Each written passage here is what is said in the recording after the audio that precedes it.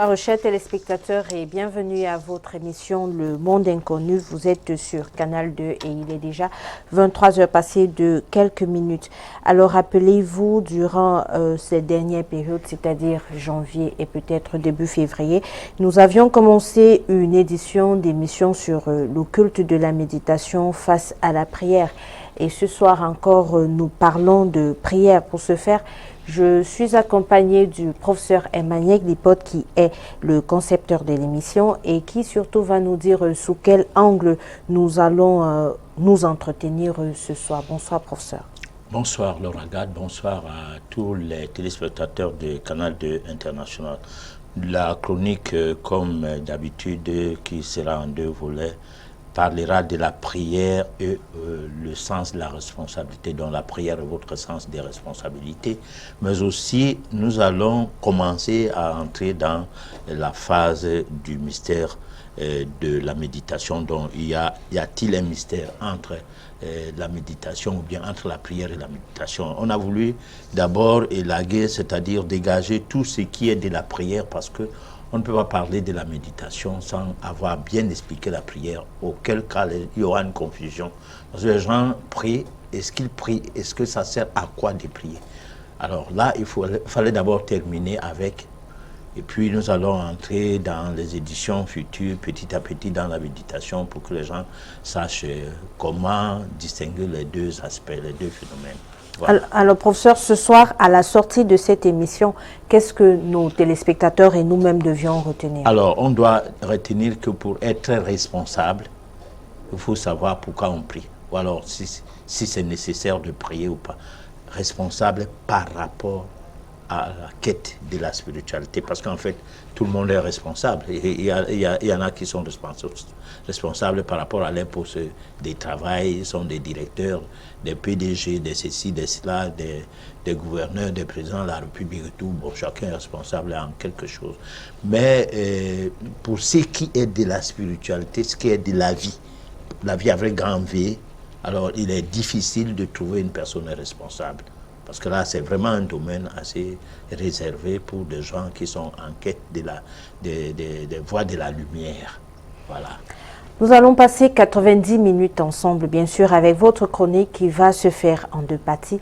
Vous aurez également la réflexion de ce soir et bien sûr la possibilité de participer à votre émission en nous envoyant vos messages via le numéro qui va s'afficher sur le bas de votre petit écran. Alors si vous êtes déjà bien installé, le train va quitter la gare et le prochain arrêt, c'est la première partie de la chronique de ce soir.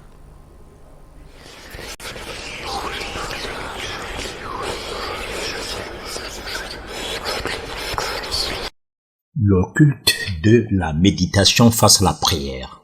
La prière est notre essence de responsabilité. Voici que nous avons longuement raisonné sur l'impact occulte de la prière vis-à-vis de l'homme durant 10 éditions. Aussi, sans commune mesure, nous avons voulu savoir ce qu'elle représentait pour l'homme. Un travail évocateur que bel et bien nous avons eu à partager avec vous durant toute cette période en insistant qu'en matière de spiritualité, pour votre affranchissement, la prière est en quelque sorte un frein. Nous croyons que vous avez finalement compris que le mobile primaire de cette communication est fait pour vous permettre de savoir qu'entre Dieu et vous, il n'y a pas d'intermédiaire. Soyez-en sûrs, personne n'a vu Dieu à votre place pour venir vous en parler, car même Moïse, son Dieu de buisson, en était une quelconque représentation qui, en dehors du point de vue métaphysique, n'a une signification que littéraire. C'est pour cette raison qu'à la limite, nous avons porté ce travail très haut en vue de tomber dans une sorte d'invertive à l'endroit des communautés de prière, voire des initiateurs de mécanismes qui placent leur mouvement dans une zone chimère. Car pour eux, le but essentiel est d'amadouer un grand nombre de gens afin que ceux-ci deviennent leurs adeptes, leurs clients. Une sorte de commerce dont Dieu serait tout simplement un fonds de commerce. Pour bien bluffer leurs adeptes en les menant à mieux s'accrocher, ils ont créé un concept, la prière. C'est elle qui va servir d'appât pour pêcher tout genre de personnes, mais surtout des incrédules, des naïfs, etc., qui vont se faire prendre facilement dans leur filet, car nul ne saurait être indifférent devant les termes du genre Dieu, le Sauveur, le Seigneur, l'humanitaire, la prise en charge, etc. Que des mots seulement, rien que des mots, rien d'humanitaire au fond assis à attendre. À inviter les gens en de tels lieux pour prier n'est que chose normale parce que la population africaine, par exemple, ne cesse de vivre une crise sociale qui ne dit pas son nom. Naturellement, le plein à craquer des salles qu'on observe souvent tient compte du taux de chômage, de nombreuses personnes malades sans soins ou ayant des moyens pour se soigner mais n'ayant pas de personnes à mieux s'occuper d'elles, etc. Si bien qu'avec peu d'efforts de communication, les gens s'y attroupent. Sauf que le Dieu de ce lieu n'est que du verbiage, c'est-à-dire un discours dénudé d'intérêt pour les adeptes. Étant donné que les gens ont mis au devant leurs désirs, s'intéressant peu de leurs besoins primaires, ils croient qu'ils ont droit au bonheur. Leur bonheur, c'est le matériel. Ils sont même convaincus que c'est la prière qui est la clé de ce bonheur-là. Résultat, ils se font prendre dans leur piège. Pourtant, le plus important n'est pas ce Dieu-là qu'on fait seulement exister, mais la prière comme module qui les aide à se faire un grand nombre d'adeptes. Nous croyons que vous avez compris qu'il est question pour vous de ne pas vous laisser bouleverser l'esprit par qui que ce soit. En présence des faits occultes de premier ordre, métaphysiquement parlant, on n'a pas d'avis à émettre quant à la croyance de tout un chacun. Mais sauf qu'une croyance sur les bases de la foi aveugle suscite des avertissements. Et votre sens de responsabilité. J'aimerais bien savoir de quelle responsabilité faites-vous allusion?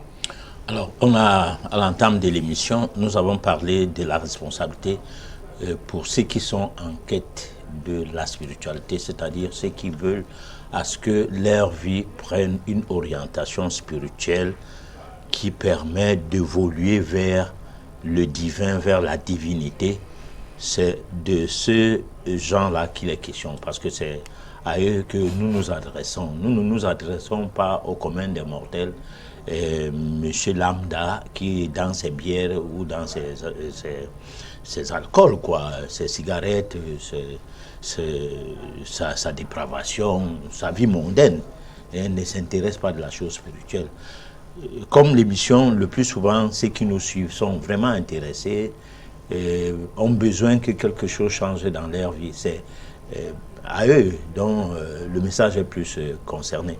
Ceci étant, il n'est pas interdit pour ceux-là qui peut-être pas en perdition parce qu'ils croient à leur vie. Ils pensent que tel qu'ils vivent, c'est comme ça qu'il faille vivre. Alors donc on n'a pas à les incriminer. Ils n'ont pas de bases occultes qui les permettent de savoir si cette façon de vivre elle est bonne ou mauvaise. D'ailleurs, spirituellement parlant, on ne peut pas savoir exactement qu'est-ce que c'est que la spiritualité simplement parce que on le veut. Non, c'est une quête, c'est un besoin, c'est quelque chose du nez, c'est quelque chose en soi qui se réclame et dont ceux-là, et qui parmi les personnes qui sont distraites par la société, c'est-à-dire ils sont avec des amis tout le temps dans les alcools et tout, et qui d'aventure peuvent se retrouver à nous voir comme ça sur YouTube ou bien un soir, bon, décide qu'on va regarder Canal 2 après 23 heures, et que malencontreusement, c'est nous qui sommes assis là comme on est là maintenant, et décide à nous écouter. Il n'est pas exclu que certaines de ces personnes récentes qui a quand même une responsabilité vis-à-vis du fait de rechercher la spiritualité qui nous a franchis. Parce que c'est grâce à la spiritualité que nous ne dépendons plus d'un système. Parce qu'il y a être dans le monde et appartenir au monde, c'est-à-dire faire partie du monde de manière indissociable. hein. C'est-à-dire se sentir vraiment du monde, on est dans les affaires, on est dans le divertissement, c'est-à-dire on ne manque aucune occasion de vigilature lorsqu'il faille aller en mouvement et tout. Bon, là, pas de répit. Donc on est dans le monde pour être dans le monde. Par contre, nous sommes dans le monde comme des étapes pour nos vies successives, comme des missions à mener. Chacun doit se poser la question que je suis né pourquoi, je suis ici sur la terre pourquoi, quel est mon but, hein? Est-ce que je dois vivre que pour moi-même, pour ma famille, ou bien pour mes biens matériels, ou bien, voilà, c'est tout ça. Donc, dans tout cela, nous mettons le sens de la responsabilité, voilà.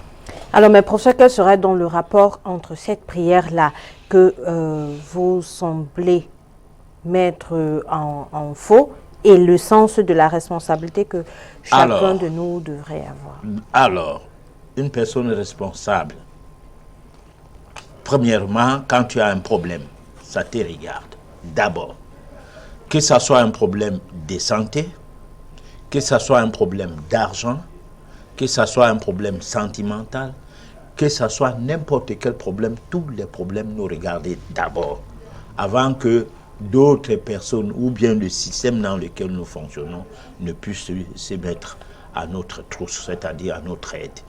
Alors, maintenant, qu'est-ce que vaut la prière? Si au jour d'aujourd'hui, comme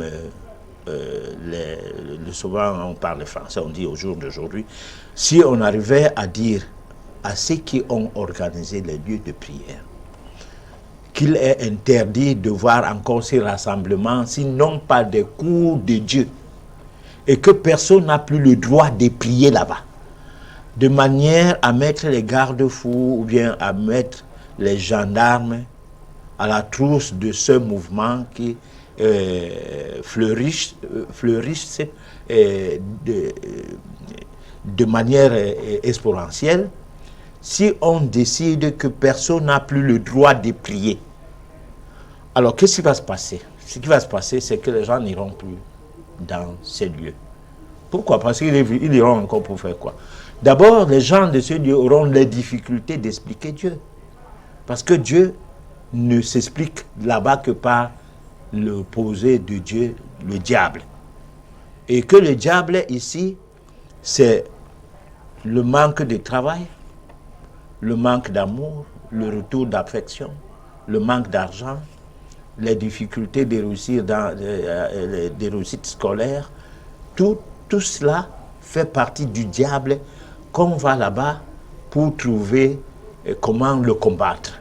Alors ce diable peut être que soit c'est quelqu'un qui vous empêche de réussir à vos examens, et comme vous ne voulez pas aller voir les marabouts parce que la Bible ne l'accepte pas via vos apôtres, vos prêtres, vos pasteurs qui vous disent que Dieu n'aime pas ça, parce que Dieu est chez eux, alors soit vous aviez les difficultés de retrouver l'amour de l'autre qui a pris la clé des champs et qui n'est plus avec vous, et que une amie ou un ami vous a dit que à tel lieu de culte, moi, quand j'avais des problèmes de sentimentaux, quand mon mari m'avait abandonné là, c'est le pasteur là qui s'est occupé de moi, on a prié, puis tu vois, aujourd'hui je suis avec mon mari. Bon, son mari l'avait abandonné ou pas, on ne sait même pas, mais c'est que c'est une manière de chercher les adeptes pour le groupe. Bon, et peut-être même que son mari l'avait abandonné, là il ne faut pas l'exclure, et que peut-être en allant là-bas, la chose a marché comme ça a marché, et puis son mari avec elle. Résultat, on se retrouve dans une situation qui résout les problèmes des gens. Et égoïstement, Dieu est écarté complètement de ce milieu. Parce qu'en fait, même les pasteurs, même les prêtres, même les apôtres, même tous ceux qui se vantent de Dieu dans ces milieux-là, prêchent beaucoup plus pour résoudre les problèmes des gens. C'est-à-dire que lorsque vous êtes là et que vous aviez un problème, vous rencontrez des personnes qui évangélisent les gens dans ces milieux, elles vont vous dire que non, c'est rien chez nous, il suffit seulement que nous mettons votre problème en prière, allez, c'est fini. Alors donc, c'est la prière qui rassemble les gens. Alors maintenant, l'exemple que je peux donner très rapidement pour chuter et donner une réponse assez claire à ta question, c'est que si vous marchez en route, moi je suis un homme, je marche avec vous, vous êtes mon épouse par exemple, et que au cours de notre petite balade dans la rue, une voiture qui vient prendre un virage, nous sommes juste à côté, et ça me fauche, ça me ramène au niveau du talus et ça me coince. Alors maintenant, je commence à te dire, bon, écoute, essaye de voir, parce que je ne suis pas étouffé, je ne suis pas tellement coincé. Si j'essaye de faire des efforts à pousser la voiture, mes mains sont collées sur le talus. Mais toi, essaye de faire quelque chose pour que tu tires un peu la voiture en attendant. Pendant ce temps, tu es en train de prier que bon Dieu, mon mari est bon. Ouais, bon Dieu, pardon, fais quelque chose. Tu sors même le chapelet. Ave Maria, viens vite. Ave Maria, Ave Maria, Ave Maria. Et puis, tu cries. Téléphoner les gens, tu ne téléphones pas. Prendre une mesure de faire ce que je t'ai dit, tu ne m'écoutes même plus. Finalement, comme l'endroit est glissant, la voiture ne fait que glisser, glisser, glisser. Et me voici étouffé. Est-ce que, à force de prier alors, bien qu'étant étouffé, bien qu'ayant eu la possibilité de m'enlever de cette situation, en faisant un brin d'effort, la prière va faire quoi? Donc la prière distrait les gens pour pouvoir atteindre un but sur la responsabilité qu'on a à mener sa vie. Parfois, on passe le temps à aller prier. Parce que prenons une personne qui a les diplômes, mais qui se retrouve à l'église de réveil ou à n'importe quelle église, tous les lundis, tous les mercredis, entre-temps, tu fais rien, tu pries, tu attends tout de Dieu. Alors que d'aucuns ont les mêmes diplômes. C'est parce que Ben Sikiner, qu'il a eu du travail en dehors de la moto. Il a dû porter un monsieur un jour qui lui a dit, bon, mais attends, toi, tu parlais correctement français, tu n'es pas comme les autres, tu à quel niveau? Bon, parce qu'il y avait une discussion entre vous, et puis pendant que il vous conduit quelque part, alors vous le conduisez quelque part, il a réalisé que non, mais il y a quelque chose dans ces messieurs, et puis finalement, il te dit, viens me voir demain à tel endroit. Et là, il te donne ta carte de visite, et puis sa carte de visite, et il t'appelle, il appelle la personne à qui il a consigné le fait de te recevoir. Tu vas trouver du travail, toi qui cherches le travail. Tu ne l'as pas trouvé parce que pendant que tu étais sur la moto, au lieu de regarder devant et de conduire normalement, tu étais en train de prier Dieu et tu pries. Non! Partout où on est, lorsqu'on fait quelque chose, et quelle que soit la chose qu'on fait, on est en train d'être actif. Et cette activité, le fait que tu ne sois pas couché au lit, à attendre les mannes tombées du ciel, c'est-à-dire de la toiture, que tu sortes tous les jours, que tu bouges, que tu rencontres les gens et que tu sois positif dans ta recherche du bien-être, entre guillemets, matériel, tu peux te retrouver que sans aller perdre du temps quelque part, tout le temps. C'est vrai que même là-bas, on peut trouver le bonheur. On peut trouver quelqu'un qui vous ramasse de là et qui vous amène quelque part, d'accord. Mais ce serait parce que sur le plan social, il y a eu communication, mais pas forcément parce que la prière. Puisque plein de gens seront restés dans ces milieux pendant que toi, tu es en train d'être déporté ailleurs pour commencer à faire un travail. Donc la prière fait en sorte que, pour finir, ça freine l'instinct, parce que nous sommes nés avec un instinct. Cet instinct, nous ne l'avons plus à partir du moment où on fait l'école. Tout ce que nous faisons, nous disons, on nous a dit à l'école que. Cet instinct, nous ne l'avons plus à partir du moment où on nous a conduits dans un chemin de Dieu de la colonisation, Dieu de la colonisation arabe, Dieu de la colonisation occidentale. Tout cela, cet instinct fout le camp et nous devenons dépendants d'un système, d'une certaine hégémonie. Alors, professeur, est-ce à dire que auprès de la prière ou alors auprès des églises, on ne peut pas trouver satisfaction? Parce que tout à l'heure, vous aviez dit que la responsabilité, c'est un problème qui nous engage d'abord, avant qu'on ait peut-être une aide de quelconque, de qui que ce soit ou du système. Et puis, vous avez aussi fait allusion à ce que les églises et tout ce qui va avec prônent genre... ici, on peut vous trouver de travail, on peut vous trouver un mari, bref, on peut résoudre vos problèmes. Donc, est-ce que, avec tout ce que vous avez dit tout à l'heure, qu'il faille peut-être être plutôt en activité que d'être en train de prier, est-ce à dire donc que quelque part,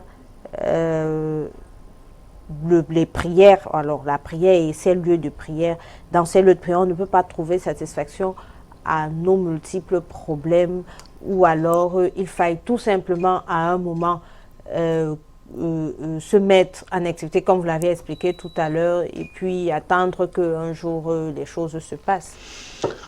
Tout à fait. Déjà quand on est en activité, on n'est plus oisif. Peut-être qu'il y a une activité à prier, mais cette activité regarde beaucoup plus celui qui rassemble les gens. Lui, c'est un métier qu'il est instrumenté comme ça. Et c'est souvent des chômeurs.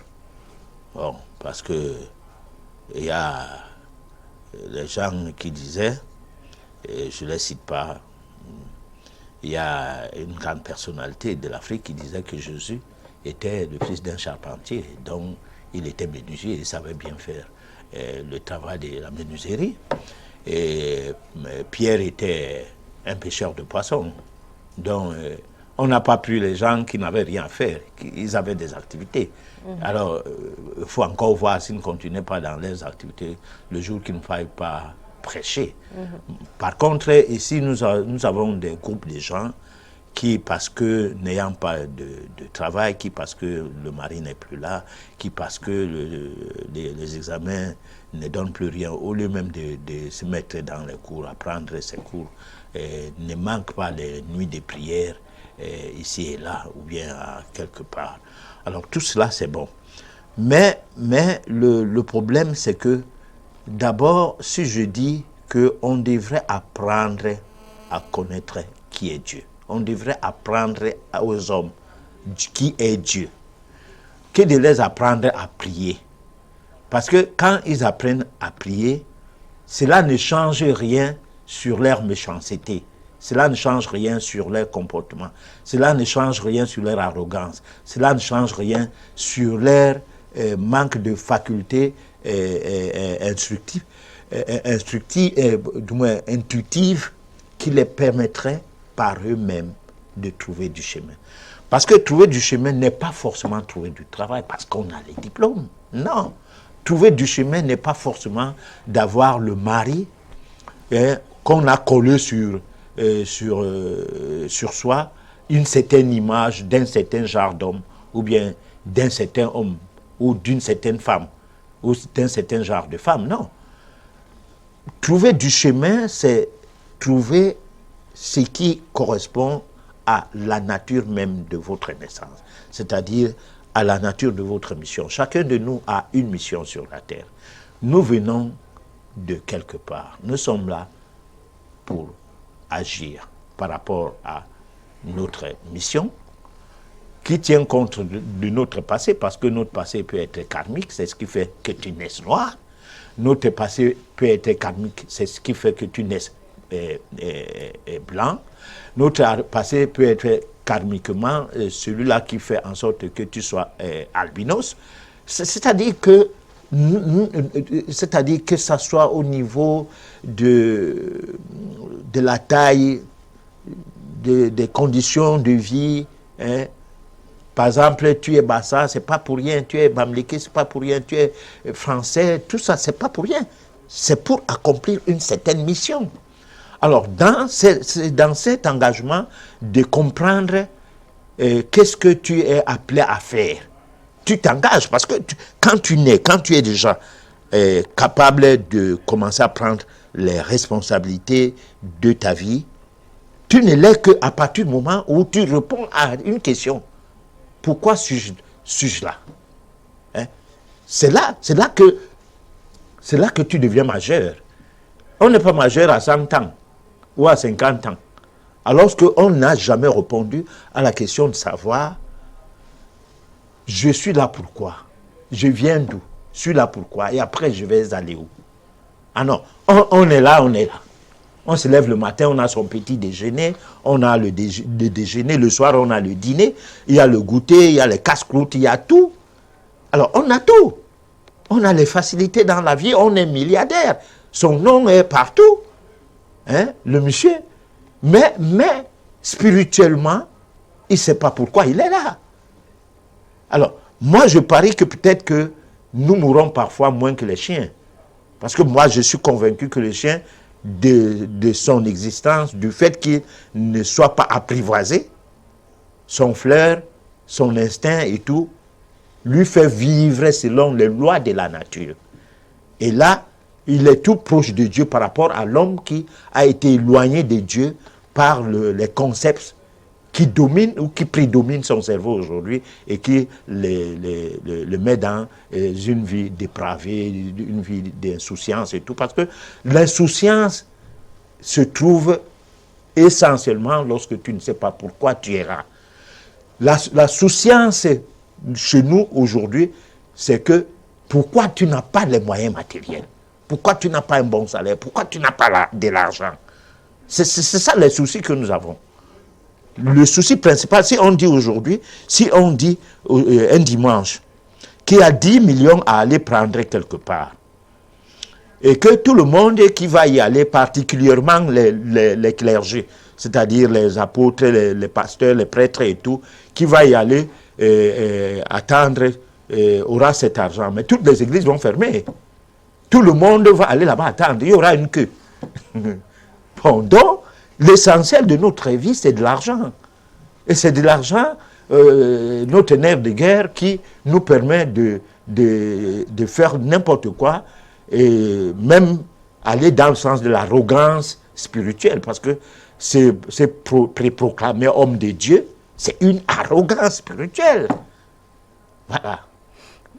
Professeur, tout à l'heure, vous avez dit qu'on devrait apprendre qui est Dieu et non pas apprendre à prier. Quelle serait la différence aussi aujourd'hui? La différence serait qu'on allait comprendre que Dieu est omniscient, omnipotent, tout-puissant, et qu'il n'a pas de concurrent ou bien d'opposant. Dieu n'est pas un chef de l'État qui a une opposition, et dans l'opposition, le diable est le chef de file. Ah non, Dieu n'a pas ça. Le diable, c'est une machination. Il peut avoir un monde démoniaque, comme pour dire qu'il peut avoir un monde infernal, qu'il peut avoir un monde spirituel, qui est plusieurs plages de monde. Là, c'est une autre dimension d'étude à mener.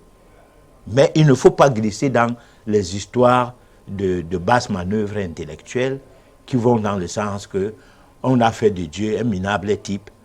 D'abord qu'on doit amadouer, chanter les louanges à son nom et se mettre dans une posture de quelqu'un qui sait flatter Dieu avec des jolis mots.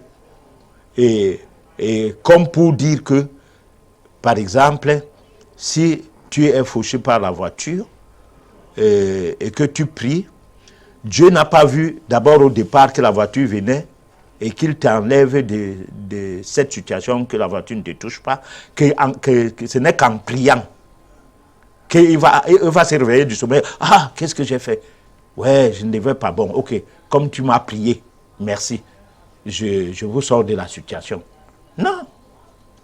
Si tu es né de petite taille, tu resteras de petite taille parce que ta mission correspond à ta taille. Si tu es né de grande taille, tu resteras avec ta taille parce que ta mission correspond à ta taille. Si tu es né dans un environnement qu'on peut juger un environnement de précarité, parce que c'est les gens qui appellent ces environnements-là comme ça. La richesse n'est pas forcément de l'argent. La richesse n'est pas forcément des tours en ivoire, en or et tout. La richesse, c'est la qualité de vie que chacun de nous mène. Si tu as une vie de richesse, les autres qui ont du matériel, c'est le paraître. Pour toi, pourquoi? Parce que tu n'as pas les problèmes. Il y a des gens qui ont terriblement de l'argent. C'est la prostatite, c'est le cancer de ceci, c'est le cancer de cela, il se torture avec des douleurs. Il a tous les médecins du monde dans son carnet d'adresse. Il les appelle tous les jours, d'aucun se déplace d'un pays à l'autre et tout, mais il n'est jamais en paix. Alors, moi, je ne sais pas. Il est dans quel genre de richesse? Il n'est pas dans une sorte de précarité? Pendant que l'autre, lui, qui est tranquille, mais qui mange à sa faim. Parce que manger à sa faim, c'est manger un bâton de manioc et un peu d'arachide. Et c'est rassasié. Manger le tapioca, tu manges le tapioca de 50 francs que tu as mouillé, quelques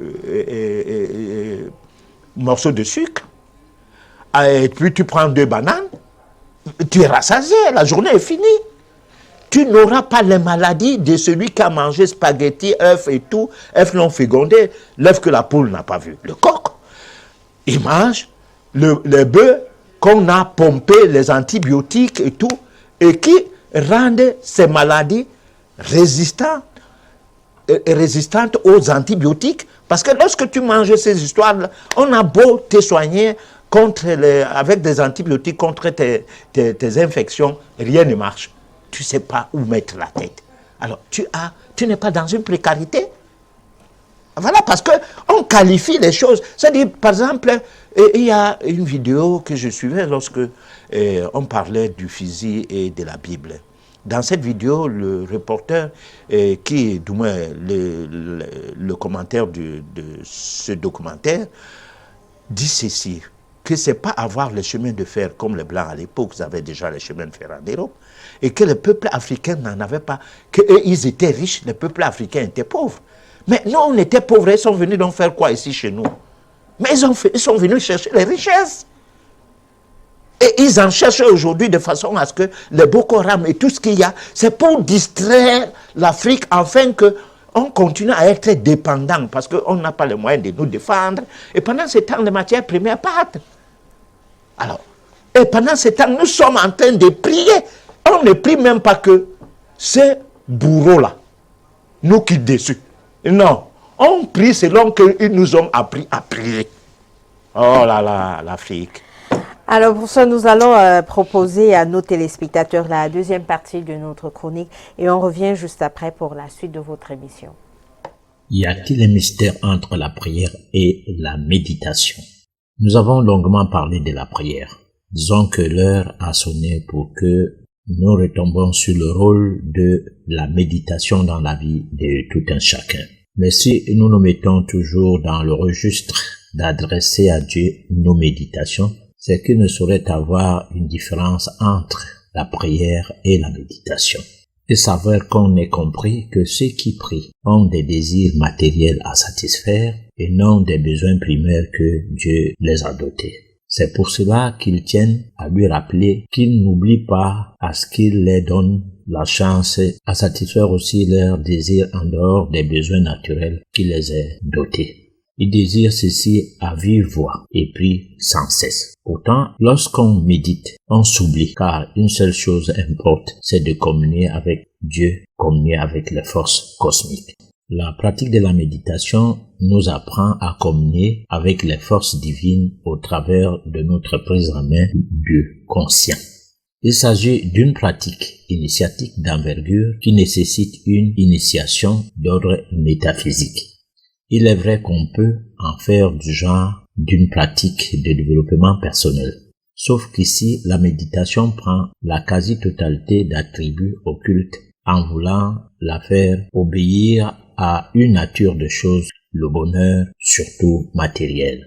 Certes, l'homme de notre époque est héritier d'un Dieu qui aurait été créé par ses ancêtres, un Dieu dont nous sommes à son image. Cette grosse aberration quant à considérer Dieu comme un être humain finit par égarer également les pratiquants de la méditation qui y croient. La spiritualité ne limite personne, c'est un chemin pour l'évolution de l'âme. Ainsi, vous devez être devant un grand étonnement en palpant la puissance des forces cosmiques en toute divinité dans vos sensations. Vous, en tant qu'entité, devez savoir que vous n'êtes pas un être matériel, car tout de votre existence est immatériel. C'est à ce niveau que la vie en vous va se manifester. Car c'est la vie qui est Dieu en vous. Parce que Dieu, c'est la vie et la vie, c'est Dieu. Malheureusement, parce que vous ne comprenez rien de la vie, que vous vous laissez embrouiller par les prédateurs du domaine religieux. Dieu, c'est aussi le cosmique. Il est un phénomène qui frustre l'imagination et une véritable énigme. Pour vous mettre dans la pratique de la méditation, vous avez besoin de quelque chose ou d'une force sublime pour ne plus avoir peur de 3 aspects de la vie. Peur d'échouer, peur de regarder les autres d'en haut, peur de commettre des erreurs.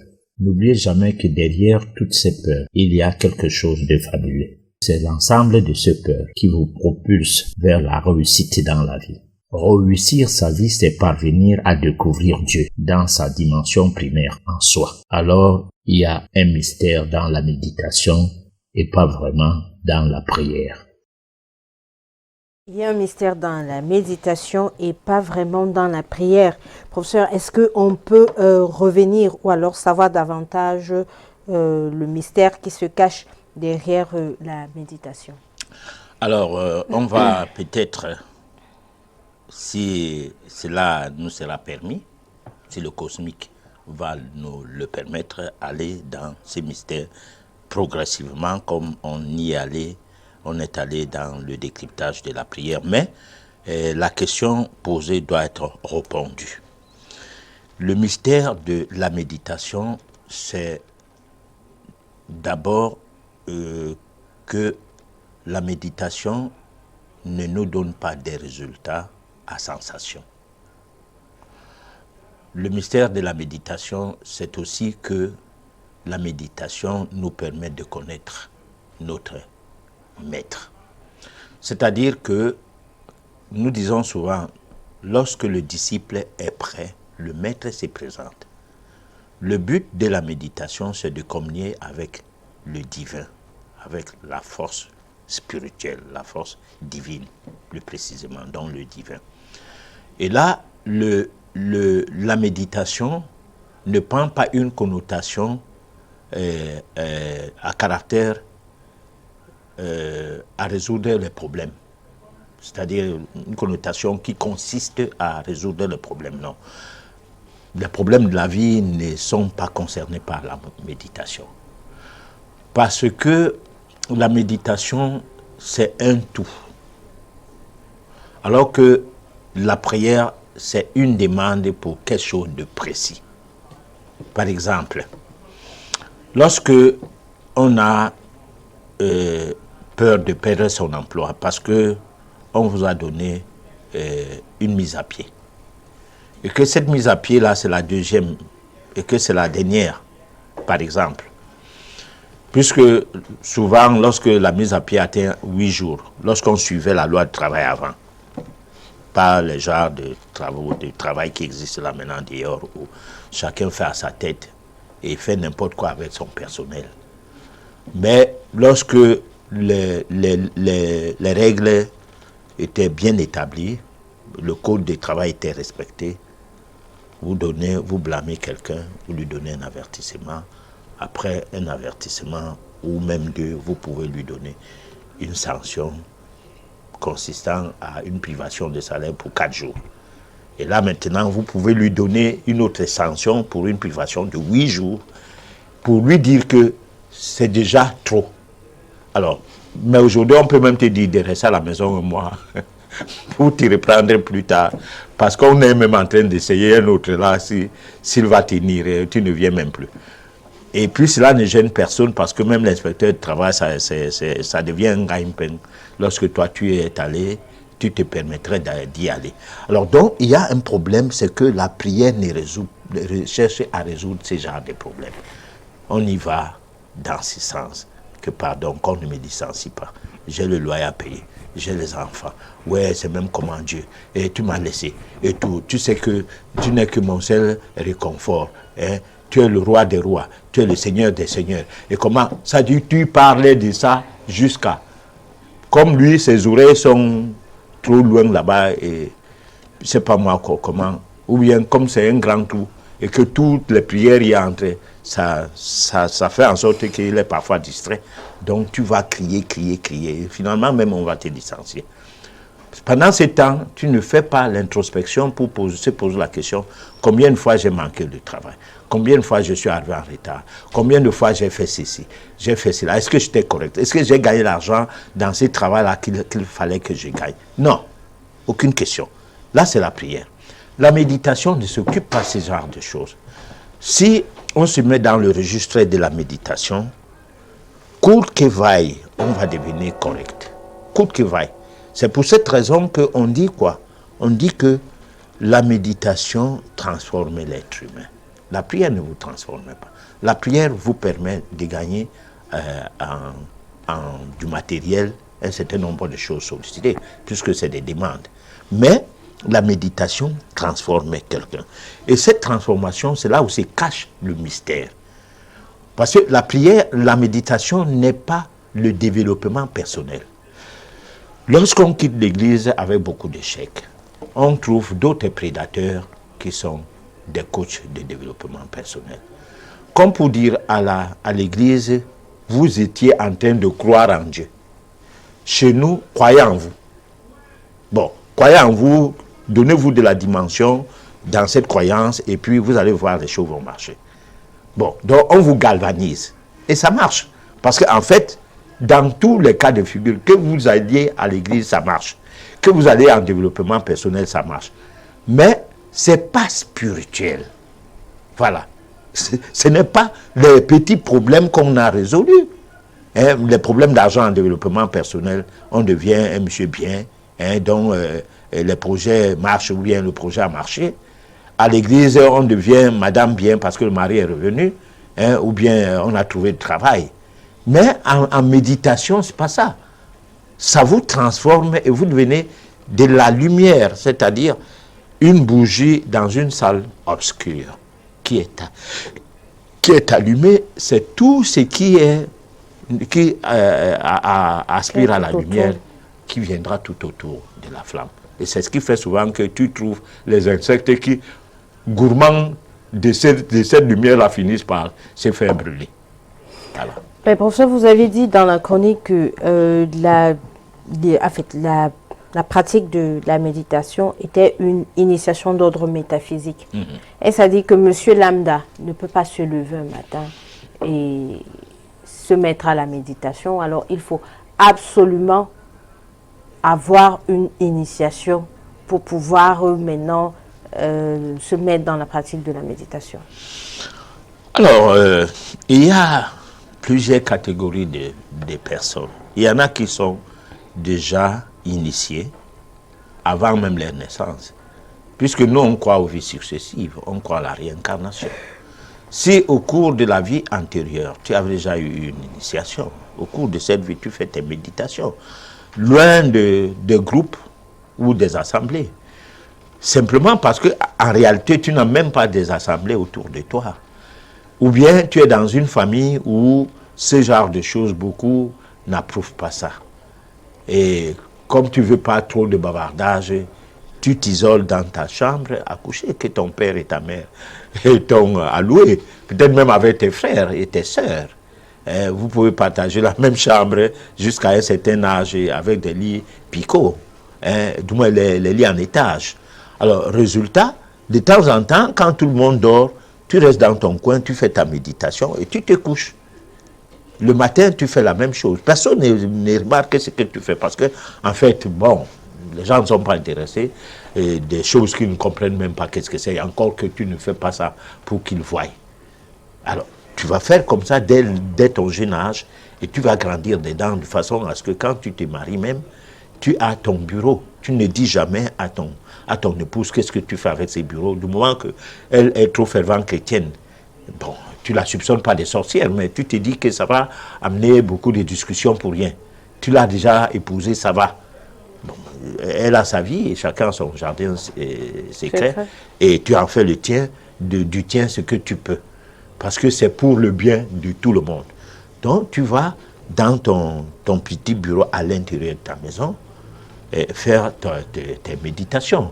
D'ailleurs, longtemps avant, pour répondre encore davantage à cette question, les patriarches avaient une chambre que personne n'y entrait, sauf si quelqu'un vient étant éprouvé, soit par la maladie, soit par quelque chose qui ne va pas dans sa vie. C'est là qu'il entrait dans cette chambre avec cette personne.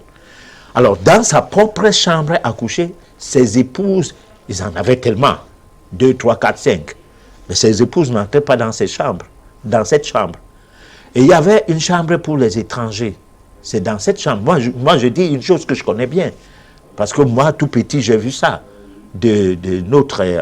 celui-là, il était l'arrière-grand-parent. Alors, donc, et là, quand il a besoin de l'une de ses épouses, c'est lui qui se déplace vers elle, dans leur petite cuisine. Oui. Et puis, il finissait le matin, s'il avait.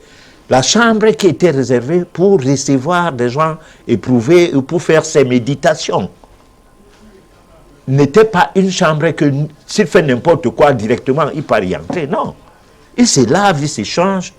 Et il avait un accoutrement bien précis pour y entrer. Moi, en étudiant dans le cadre de fonctionnement des ordres initiatiques et tout, j'ai vu que l'Afrique avait déjà ces connaissances-là. Donc, on n'a pas besoin de...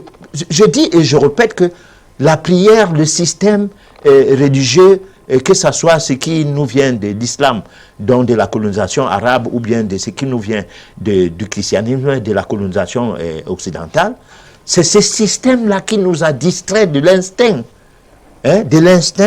de communion avec les forces suprêmes. Parce qu'aujourd'hui, nous sommes complètement nazes. On est à plat. On n'a aucun contact avec les forces spirituelles. Aucun. Voilà. Alors, professeur, vous nous aviez, tout à l'heure, vous aviez dit que lorsque la méditation est utilisée pour arriver à avoir des satisfactions matérielles ou alors pour satisfaire nos besoins, à ce moment-là, elle perd ses attributs d'occulte. Alors, finalement, quel est donc le but de la méditation? Si c'est pas alors, on a, au cours des éditions passées, longtemps, on a parlé des désirs et des besoins. L'homme a besoin de grandir. On grandit de deux manières. On grandit physiquement. D'ailleurs, de plusieurs manières. On grandit physiquement. Mais on grandit aussi spirituellement. Malheureusement, aujourd'hui, on grandit plus intellectuellement. Et quand on dit intellectuellement, ça dit on va à l'école. Et cette école peut nous amener à faire la théologie. Ça peut nous amener à faire la théologie pour chercher Dieu. Ou bien à haranguer les foules. Et faire gagner de l'argent à un groupe protestant, catholique, écuménique, disons orthodoxe et tout. Bon, tu vois une église qui vient de naître là 2 jours, 3 jours, allez, une grosse maison s'installe. On habille l'église. Et puis le petit gars qui était chanteur hier, il faisait clon au quartier là et tout, ou bien qui était un petit soulard et il buvait avec des amis. Le voilà, il est devenu prêtre. Et le prêtre, il est devenu vicaire, allez, monseigneur. Alors là, tu vois, on a évolué. Mais on n'a pas évolué spirituellement. Pas du tout. On a évolué, on a la maison, on a une jolie maison, on a, par exemple, chez les orthodoxes, on se marie même. Et on a même les nanas. Parce que si on se marie à une femme, on peut se marier à une deuxième femme. Mais qui sera sous le casier. Voilà. Résultat, on n'a pas de problème sur le plan matériel. Et grâce à Dieu, parce qu'on est serviteur de Dieu. Non, on n'est pas serviteur de l'Église ou bien d'un mouvement. On est serviteur de Dieu. Mais la main de l'homme qui construit un temple, ce temple ne sera jamais le temple de Dieu. Alors, cela est dit même dans la Bible.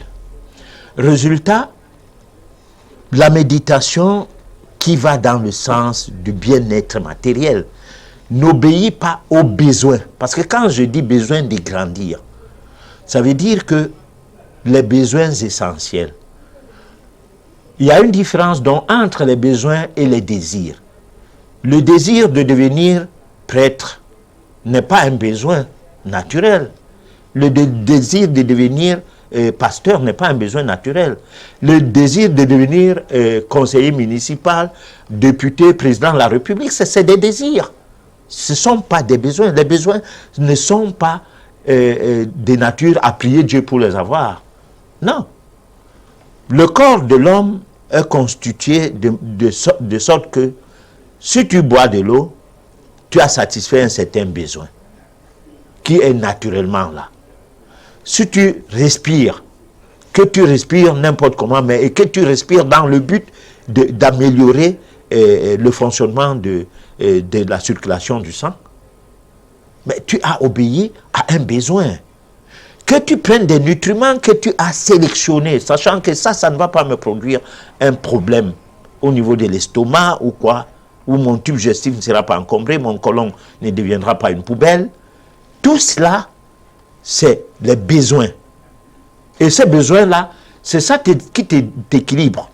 Parce que si tu manges bien, tu as un bon cerveau, tu raisonnes bien, tu n'es pas arrogant, tu n'insultes pas les gens, tu ne vois pas les gens du bas et tout.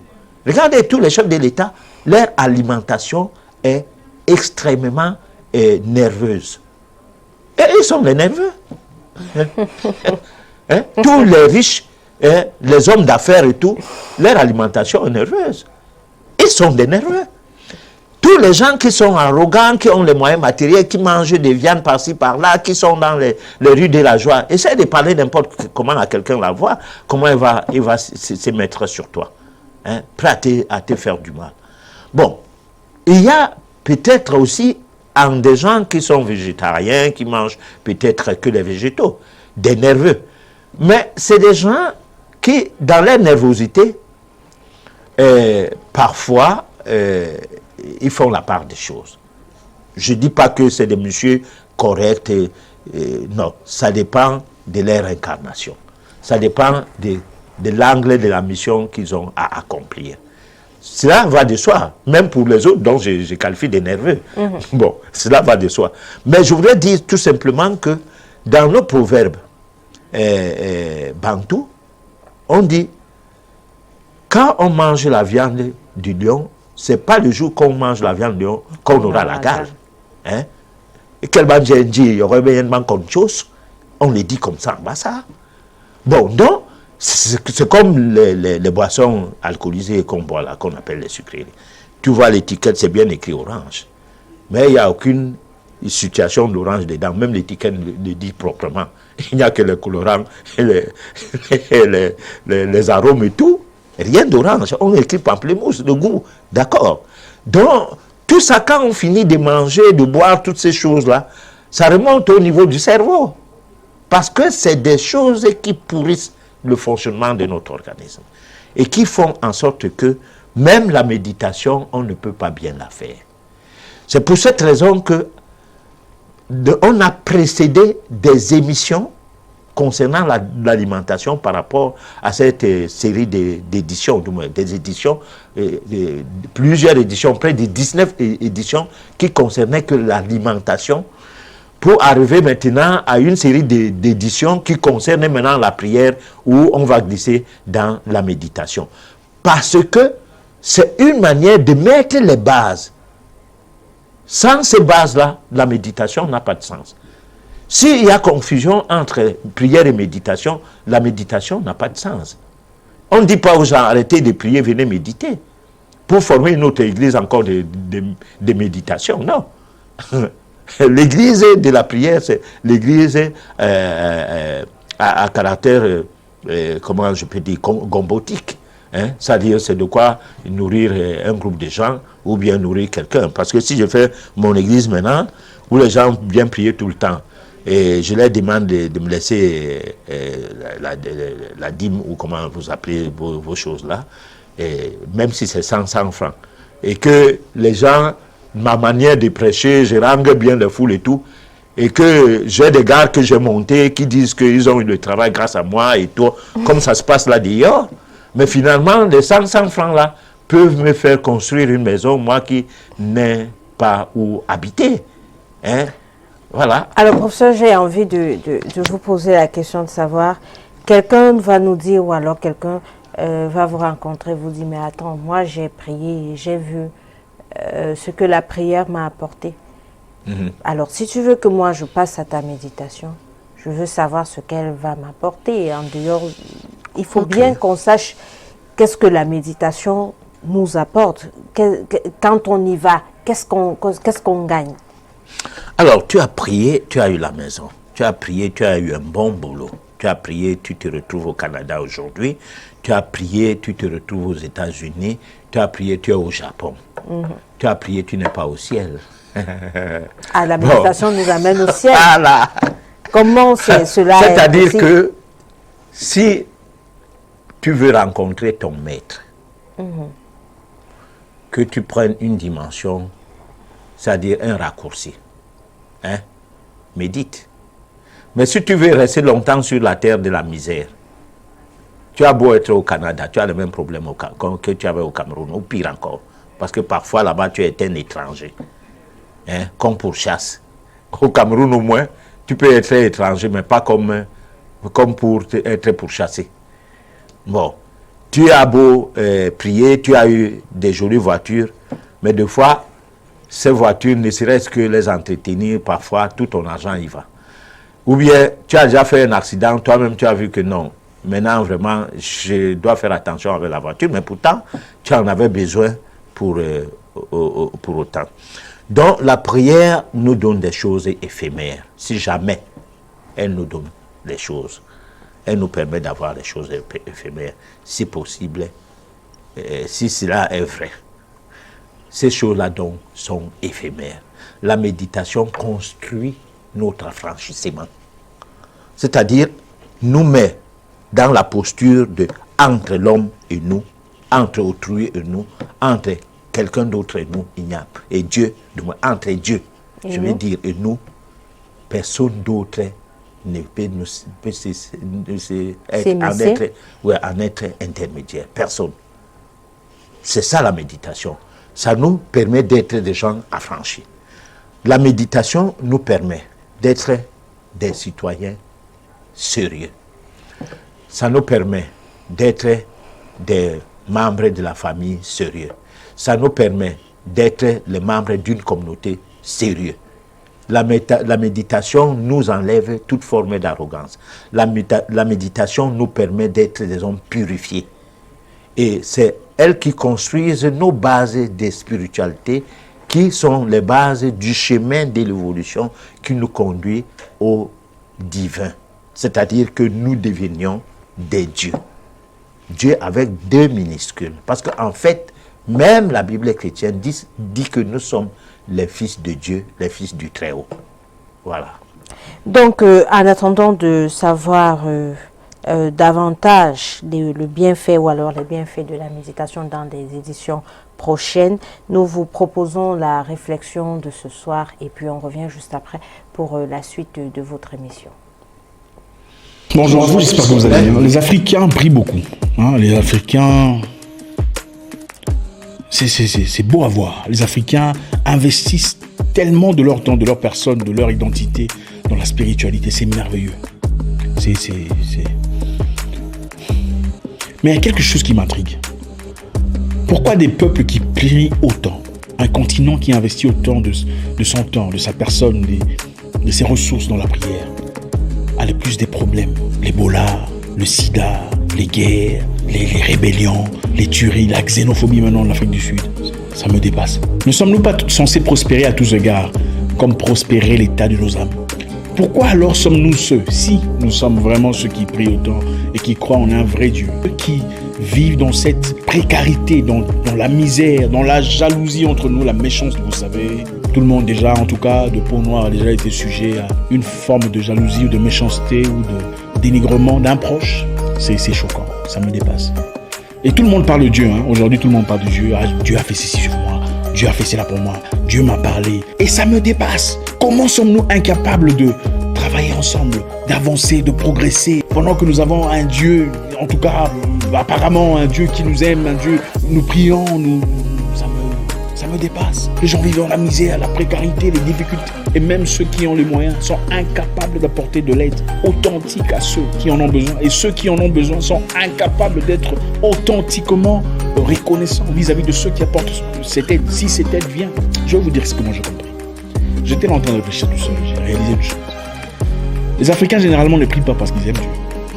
Les Africains généralement prient parce qu'ils s'aiment eux-mêmes. Les Africains généralement ne prient pas parce qu'ils aiment Dieu. L'Africain généralement prie parce qu'il espère avoir une opportunité à travers Dieu. Une opportunité d'argent, une opportunité d'embauche. Il va prier, jeûner, crier, espérant avoir de la manne, quelque chose tombé du ciel, de l'argent. Les Africains ne prient pas parce qu'ils aiment Dieu. Les Africains généralement prient parce qu'ils veulent guérir d'une maladie. Parce qu'il y a peut-être une personne dans la famille qui souffre d'une maladie incurable, une maladie difficile à gérer. Et ils espèrent à travers Dieu, à travers la prière, à travers l'église, pouvoir guérir de cette maladie. Ce n'est donc pas parce qu'ils aiment Dieu, c'est parce qu'ils s'aiment eux-mêmes, ils veulent leur propre bien, leurs propres avantages, leur propre bien-être, alors ils espèrent l'obtenir à travers Dieu. Justement, pensant se servir de Dieu, utiliser Dieu, comme si c'était un enfant. Bon, je vais l'utiliser, je serai en bonne santé. Je vais l'utiliser, je vais avoir de l'argent. Les Africains ne prient pas parce qu'ils aiment Dieu. Les Africains prient parce qu'ils veulent un mariage, parce qu'ils veulent concrétiser quelque chose, ils veulent garder un fiancé, une fiancée, un homme ou une femme. Les Africains ne prient pas parce qu'ils aiment Dieu.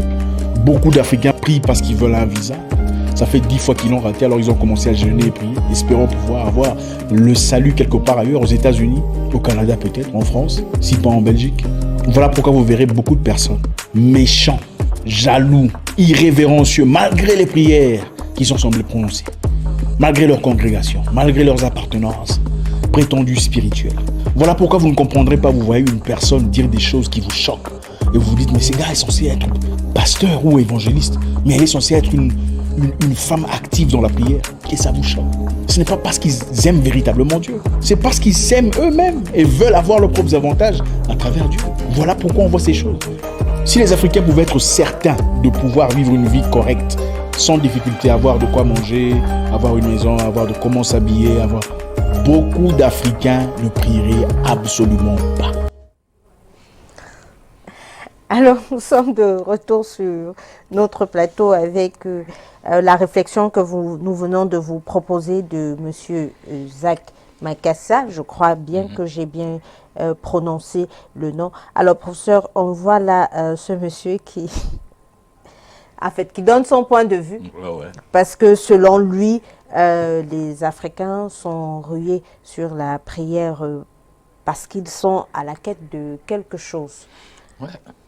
Moi, je pense que c'est ce que nous avons dit au cours de toutes les éditions antérieures, que la prière était un appât et que les lieux de rassemblement de la prière étaient des lieux qui attiraient plus de gens qui avaient leurs problèmes à résoudre et non leur Dieu à adorer. Parce que même quand on adore Dieu, on fait semblant. Et ce qui m'étonne chez l'être humain, c'est que quand il fait semblant comme ça, et il dit que Dieu est omniscient, omnipotent, tout-puissant, il se met dans quelle posture pour pouvoir faire croire que Dieu c'est juste quelqu'un qu'on va flatter. Comme pour dire que nous sommes à sa ressemblance, donc lui aussi il est comme nous alors. Il est aussi flatteur. Oui, vraiment. Alors, mais moi j'aimerais, avant qu'on entre dans les messages qu'on ne cesse de recevoir, j'aimerais, à la suite de la réflexion, poser la question de savoir, est-ce que réellement Dieu existe? Dieu existe, mais pas comme on nous a enseigné Dieu.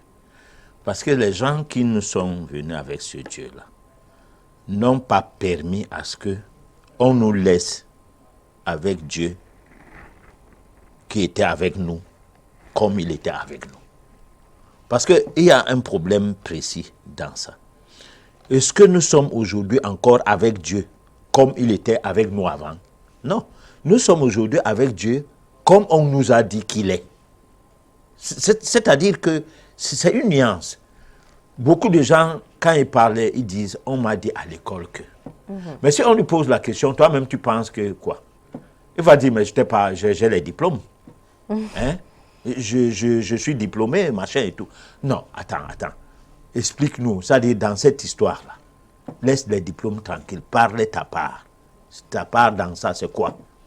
Mais il va te dire que, mais attends, mais on nous a dit à l'école que... Alors, ça veut dire que il est resté l'enfant du jardin d'enfants, c'est-à-dire de la maternelle. Qui dit à sa mère le tête? Sa mère dit on ne dit pas le tête. Il rappelle sa mère que la maîtresse a dit qu'on dit le tête. Le tête. C'est tout. C'est toi qui as pris cet enfant, tu l'as déposé chez la maîtresse. Tu t'es déresponsabilisé. L'enfant sait que la maîtresse, n'étant pas très fort, tu n'aurais pas pu l'amener là-bas. Parce que toi, tu es faible par rapport à ces domaines que tu l'as confié à quelqu'un. Et lui étant confié à ces messieurs, c'est ces messieurs ou à cette dame que son dévolu se trouve sur le fait de ce qu'il apprend. Alors, c'est comme ça le noir. Parce que moi, souvent, quand on critique les noirs, moi, je me mets en faux. De l'esclavage à la colonisation, de la colonisation à la néocolonisation, à quel moment l'homme noir a eu encore l'emprise sur son cerveau? Parce que c'est très facile de dire les présidents africains ont fait ceci, les machins, cela. Mais le noir, toi-même qui dis ça, tu dis ça sur le modèle des autres. C'est-à-dire tu es acculturé. Tu ne connais rien de ton village. Tu ne sais pas pourquoi tu dis les choses. Hein? Toi, tu dis des choses comme on t'a dit. Par exemple, si on dit démocratie. Alors, démocratie, ça veut dire quoi? Le vote? Non. Démocratie veut dire le droit de tout un chacun. Et si chacun dans un pays de 65 millions d'habitants comme en France doit donner son avis, quelqu'un deviendra président quand? C'est là où on a organisé le vote. Tout simplement. Parce que la démocratie, c'est le consensus. Il faut que la situation soit consensuelle. Que chacun trouve que ce qu'on lui est en train de ce qu'on est en train de lui proposer correspond à ses droits. Hein? Parce que là où commence les droits de l'autre, c'est là où s'arrêtent tes droits. Bon, il faut donc bien peindre la chose. Mais une démocratie où en Europe, les présidents de la République sont influencés par la mise en place des présidents de la République sont influencés par la CIA. Et dans certains pays, aux États-Unis, c'est les grands électeurs, donc c'est les lobbies. Et en Afrique, c'est toujours la néocolonisation qui met comme bouclier certaines personnes qui prennent tous les coups. Le bourreau, lui, il est derrière.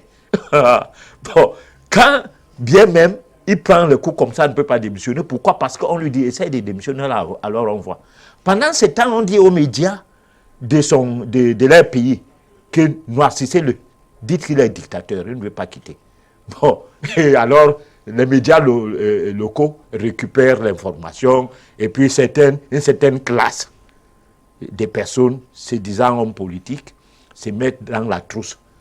Comme pour faire quoi? Qu'on chasse le bouclier A pour qu'ils deviennent des boucliers B, puisque rien ne va changer. Donc, moi je dis et je répète que nos prières n'ont rien changé sur l'état de l'Africain, de l'esclavage jusqu'à la colonisation, et de la colonisation à la néocolonisation aujourd'hui. Nous sommes restés des esclaves, hein, d'un système, d'une hégémonie. Le noir est resté le nègre qui veut dire l'esclave. Il n'est rien d'autre que ça. Qu'il soit de la diaspora ou qu'il soit de l'intérieur de l'Afrique.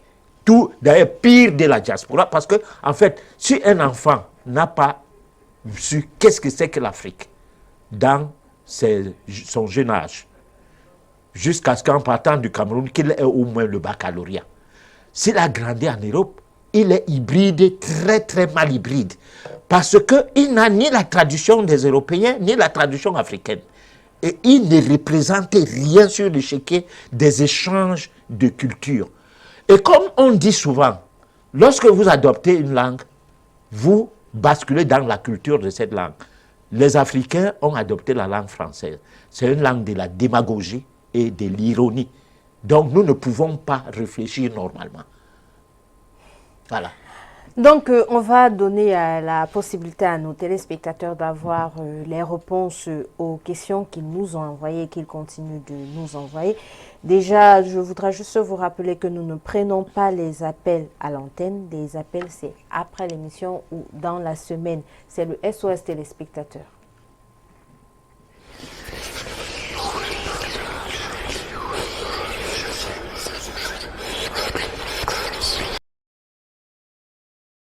Comment retrouver l'harmonie de mon esprit et de mon corps? Et en maîtrisant sa pensée. Parce qu'il y a la pensée logique. Malheureusement, on va me poser la question, elle se trouve où?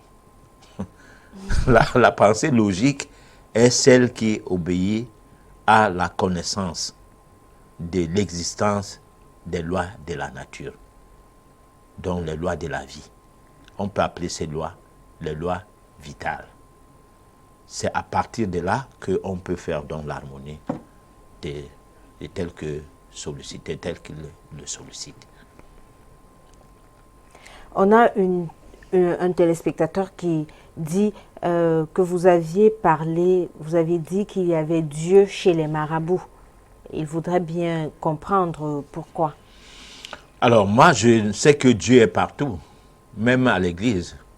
Mais sauf que Dieu n'est pas partout qu'on impose aux gens ou qu'on pense faire croire aux gens que c'est le bon Dieu là-bas. Dieu est au-dedans de nous. Chacun de nous a Dieu en son sein. Si tu te mets en méditation au travers d'un mode de vie bien indiqué, bien et responsable, alors le Dieu qui sommeille en toi va se mettre en éveil. Il va commencer à te guider. Il va commencer à te parler. Alors, si c'est chez le marabout qu'il se trouve, c'est que c'est un marabout qui a trouvé son Dieu. Donc, qui a trouvé la communion avec Dieu. Parce que c'est le même Dieu partout. Et en tout. En tout lieu et en tout un chacun.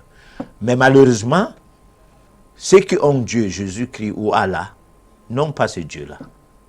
Parce qu'ils ont un certain Dieu qu'ils sont en train de prier tout le temps pour que leurs problèmes soient résolus.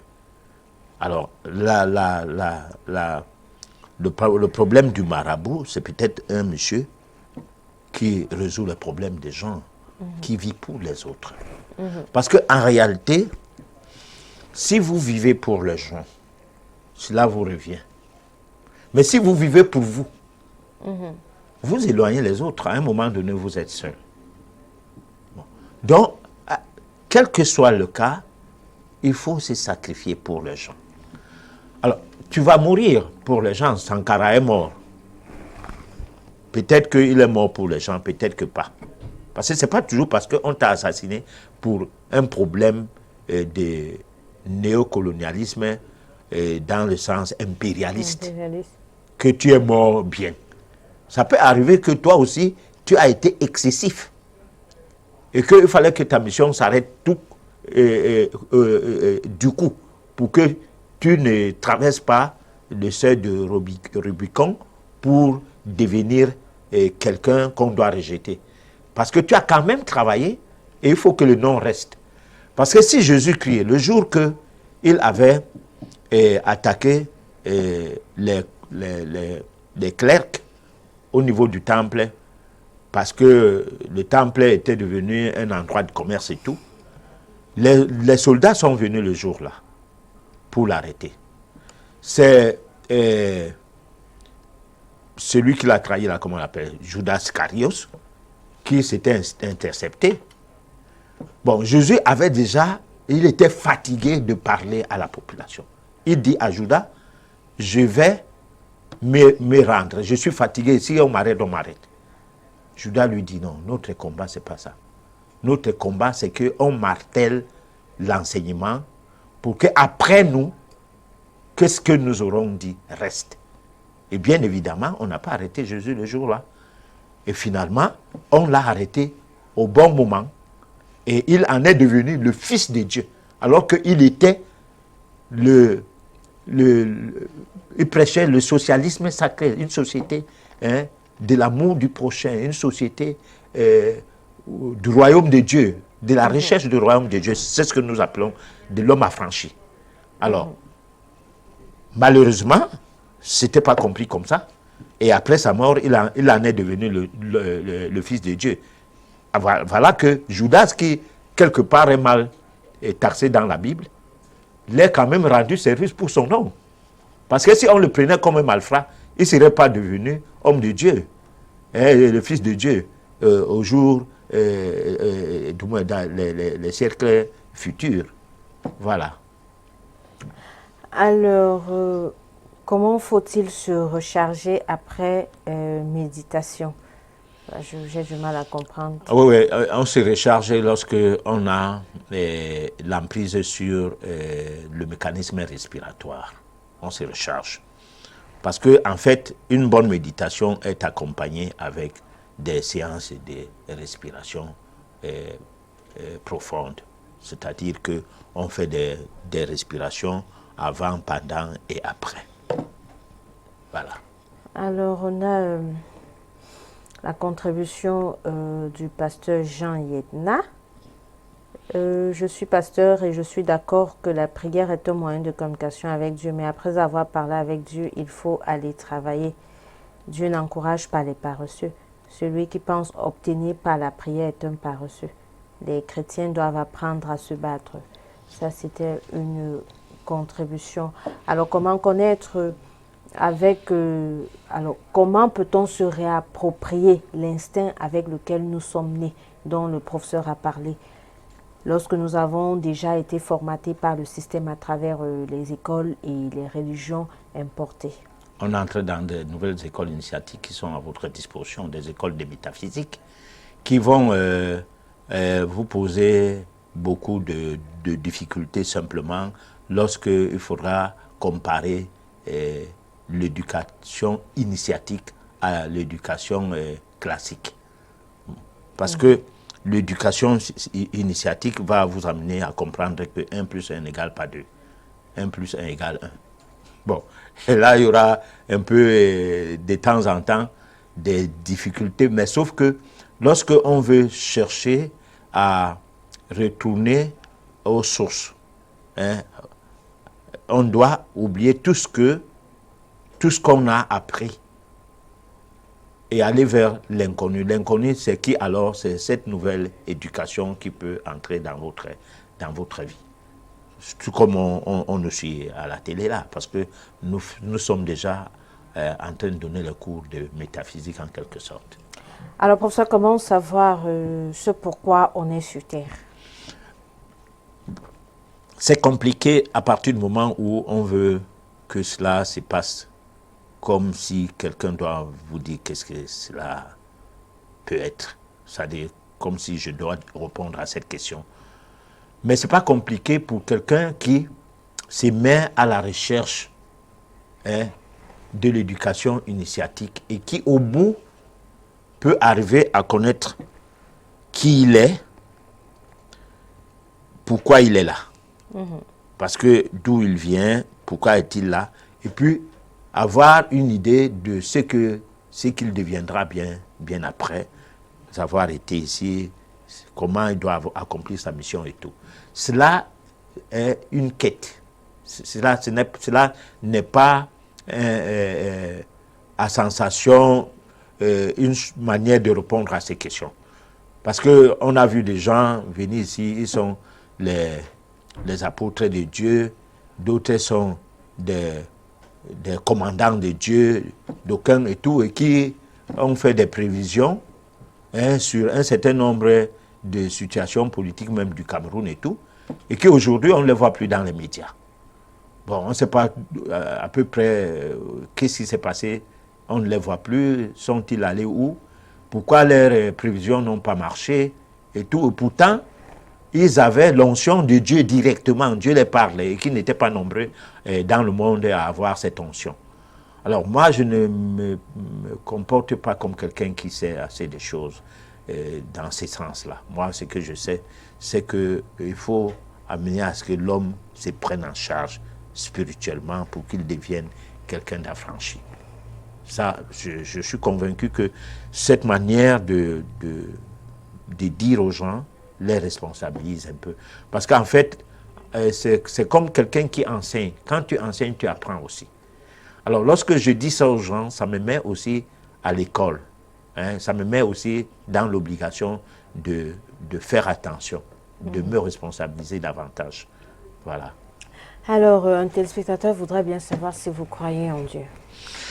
Alors, c'est une question que je ne peux pas juger bête, mais c'est une question d'une personne qui vient d'écouter l'émission pendant le jeu des questions-réponses. Parce que si la personne a écouté les éditions antérieures, elle ne peut pas poser cette question. On dit que Dieu n'est pas... Je ne peux pas dire aux gens, entre Dieu et nous, il n'y a pas d'intermédiaire. Et quelqu'un d'aventure me pose la question, est-ce que vous croyez en Dieu? Donc, je parlais de quoi? Je ne sais pas comment répondre à ce genre de questions. Mais quelqu'un vous dit que l'Église vous assujettit. Les religions vous assujettissent. Les gens font comme s'ils avaient vu Dieu avant. Parce que la chronique de l'émission antérieure, la 10e édition, on a bien dit que personne n'a vu Dieu pour quelqu'un, de façon à venir vous dire que moi j'ai vu Dieu. Et voilà ce qu'il a dit. Celui qui a vu Dieu, il a vu Dieu pour lui. Il ne peut pas vous dire des choses que Dieu lui a parlé. Bon, s'il vous dit des choses que Dieu lui a parlé, c'est qu'il n'a pas vu Dieu. Parce que c'est ce qu'on dit, quand le disciple est prêt, le maître se présente. Si moi, j'ai déjà eu le contact avec Dieu, ce n'est pas au cours d'une émission que je vais venir répondre aux questions des gens qui ne croient même pas en Dieu. Parce que croire en Dieu, c'est croire au jour du jugement où ils seront soit en enfer, soit au paradis. C'est ce genre de Dieu-là. Et moi, je ne connais pas ce genre de Dieu qui fait les enfants. Hein? Et les enfants sur le plan adultérien. Parce qu'il ne faut pas mâcher les mots quand il faut bien parler des choses. Et les enfants d'un Dieu qui, dans la Bible, en lisant Genèse chapitre 6, de 1 à 7, avant de parler de l'arche de Noé et tout, Dieu s'est renoncé comme étant omnipotent, omniscient, tout-puissant. Bon, on a beau donner des commentaires n'importe comment, à cette partie de la Bible, rien que cette partie de la Bible, ça alerte quelque chose. Parce que l'homme a voulu tricher avec le nom de Dieu, en écrivant des livres au nom de Dieu, et Dieu lui a trahi à cet endroit où il a écrit quelque chose contre Dieu. Allez lire cet endroit et continuez à me poser la question si je crois en Dieu. Et là, moi, je vais vous dire, vous croyez en quel Dieu? Un Dieu qui regrette? Alors, professeur, nous sommes arrivés au terme de notre émission. Je crois que le téléspectateur a compris, a eu une réponse à sa question. Nous sommes arrivés au thème de notre émission. Ah bon, d'accord. Un dernier mot avant de conclure. Bon, le dernier mot, c'est qu'on glisse directement dans la méditation, même si de temps en temps, on va s'appuyer encore à la prière. Mais on va faire quelques éditions de méditation et puis on verra si on va changer des thèmes. Mais professeur, moi j'aimerais, est-ce qu'on pourrait avoir je vais dire quoi, des exercices pratiques, voilà, de méditation. Oui, pratique de méditation. Mais ne mettons pas la charrue avant les bœufs.